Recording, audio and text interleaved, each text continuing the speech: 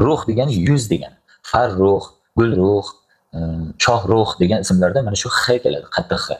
Bu ba'zilar aytadi, shu joyda eslab qolinglar, Shohruh degan ism harom, chunki shohning yuzi deb aytiladi. Haqiqiy shoh Alloh, Allohning esa yuz qiyofasi bandanikiga o'xshamaydi va hokazo degan gaplarni gapirishadi. Yo'q, bu bo'lmagan gap.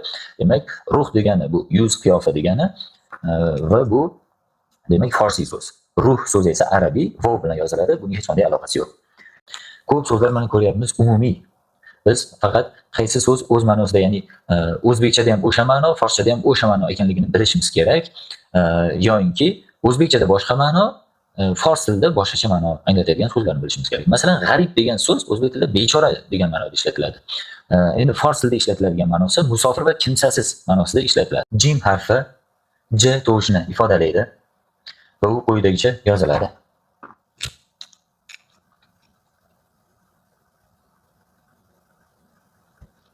Alohida shakli, so'z boshidagi shakli, so'z o'rtasidagi shakli demak tomonidan ulangan, mana va so'z oxiridagi shakli o'ng tomondan ulansa, alohida shaklini mana shu ko'rinishiga o'xshab yoziladi. Va bu harf 4 ko'rinishli muttasil harflar sirasiga kiradi. Qamariy harf hisoblanadi. Aljabr so'zi bunga misol bo'la oladi. Xo'p, bu yerdagi misollarni ko'rib o'tamiz. Agar biz ushbu harfdan keyin o'qiydigan bo'lsak, oj, aj, oj, bu holatda esa ej deb o'qiymiz. Harakatlardan keyin kelishini bilib oldik. So'zlar aro misollarni ko'rib o'tamiz.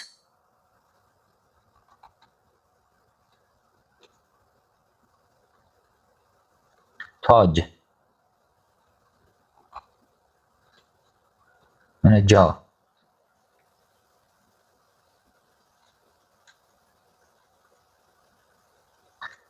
javob, mana jiddiy. Bu joyda mana javob, jiddiy da harakatlar bor.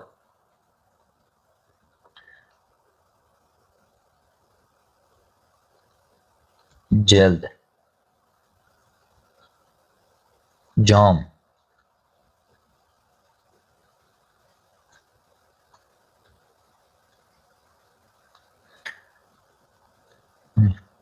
jurob,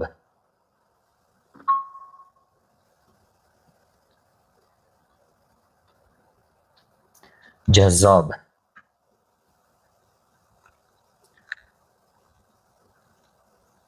jolib,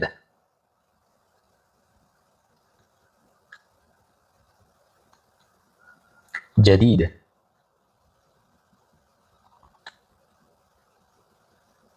bajo.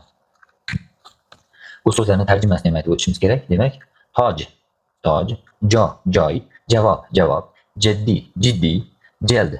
Bu kitobning jildi haqida gap ketyapti. Jom, qadah, jurob, paypoq, jazzob, jozibali, jolib, ajoyib, jadid, yangi, bajo.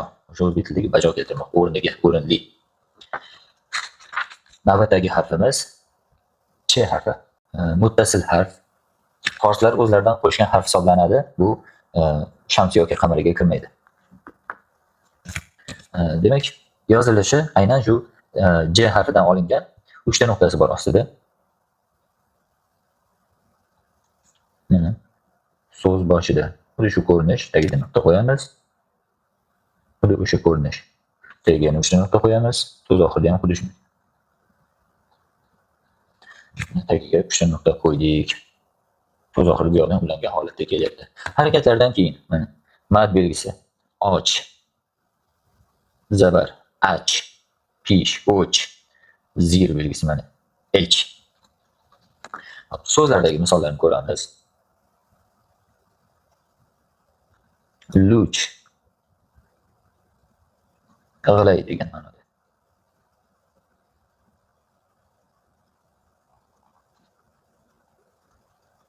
Moch,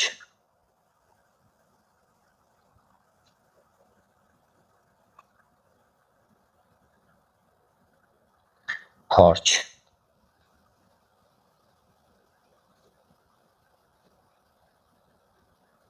puch,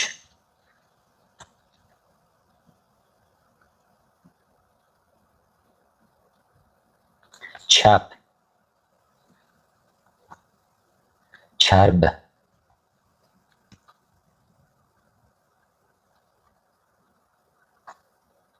chatir, soyabon degan.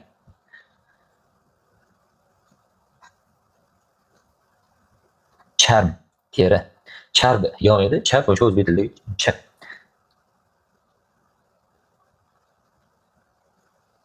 Hop, bache, bola. Cheese, narsa. Harakatlarni yozib qo'yamiz. Mana chap, charb, chatir, charm, bache. Navbatdagi harf. Hoyi hutti yoki hoyi jim deb ham aytishadi. Hop, bu harf ko'rib turganingizdek muttasil harf va qamariy harf hisoblanadi. Al-aniqlik artikli qo'shilganda al-hidoya jurnali kabi. Demak, l ligicha turadi. Hop, yozilishdagi shakli shu jim va chni ko'rdik. O'shani tanasi faqat umuman nuqtasiz holatda. Shuni hisobiga ham hoyi jim deyishadi. Nimaga hoyi jim harfi deyapmiz buni? Chunki yoki hoyi hutti. Chunki boshqacha h'miz ham bor, boshqacha ho harfi ham bor. Bu aynan jimga o'xshaydigan ho. Hop, alohida shaklini yozamiz. So'z boshidagi shakli, so'z o'rtasidagi shakli, so'z oxiridagi shakli. Harakatlardan keyin mad belgisidan o, a yoki u yoki e.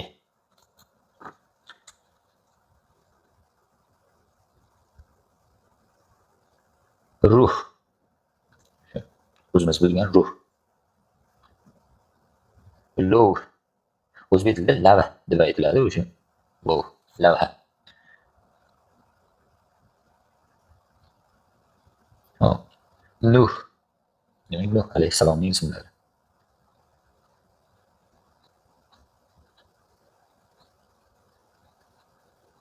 Majruh.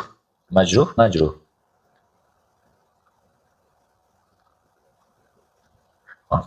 Hatto.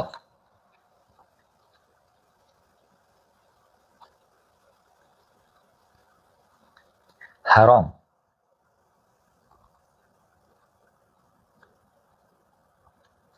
Halol.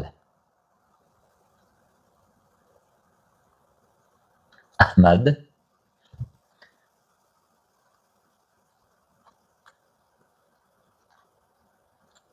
Tahrim. Muharram. Harakatlarni yozamiz. Majruh. Hattoda yo harfi kelayotgan bo'lsa ham aytuvdik, yo harfida ayrim so'zlarda so'z oxirida o deb o'qiladi. Mana shu belgi qo'yiladi. Hop. Harom, halol, Ahmad, tahrim. Tahrim bu sanksiya degani. Cheklash, cheklov. Chora yoki muharram. Muharram bo'ldi. Bu oy nomi ism sifatida kelishi mumkin. Navbatdagi harfimiz x harfi. Demak, bu x to'shni beryapti. O'sha o'zbek tilida qattiq x deb aytiladigan x. Bu nimada nuqtali x.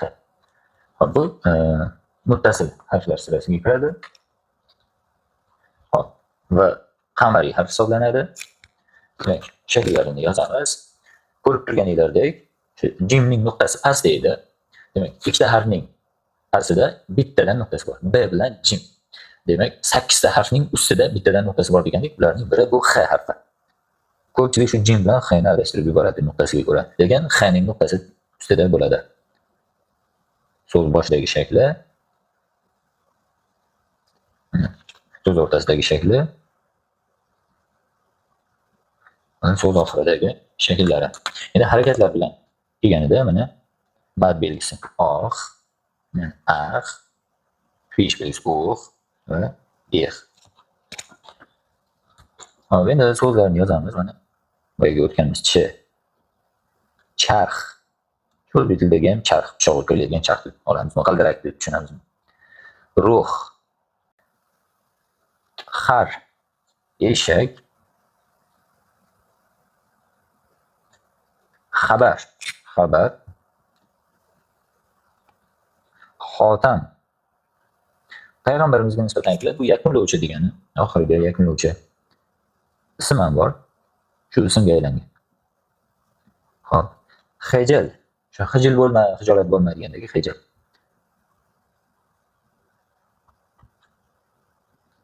Xayyom.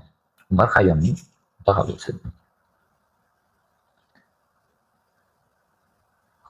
Do'xtar. Qiz, qiz bola. Xudo. Xudo.